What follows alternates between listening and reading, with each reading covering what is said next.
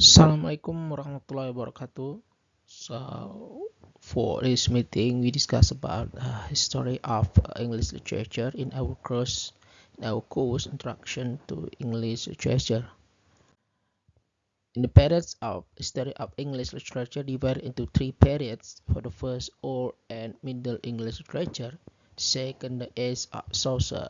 The 15th century literature, the early Renaissance, Elizabethan period, and Puritan age.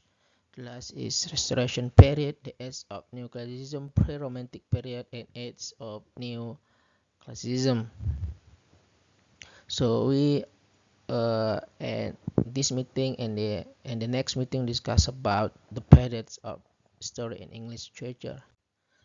In this meeting, learning outcomes is students are able to identify the history, feature, and works of literature in each era of the English literature. So I highlight this one: history, feature, and works. Okay. If we discuss about Old and Middle English literature, we discuss about this one, the Old English or as Anglo-Saxon. Okay, the works, literature works that phenomenon in that era is discussed about Beowulf. One of the works, Beowulf.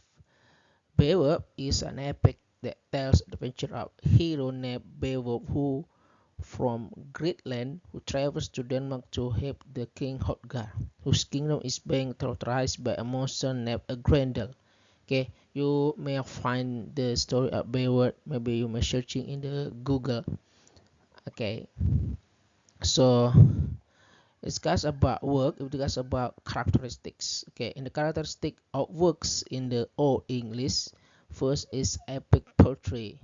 Yes, epic poetry is a long form of narrative poetry that often tells stories about heroism, adventures, and battles. Okay,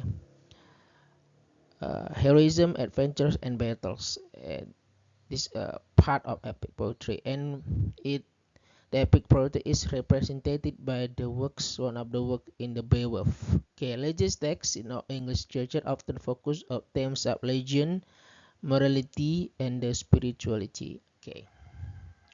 So we're going next to the Middle English literature.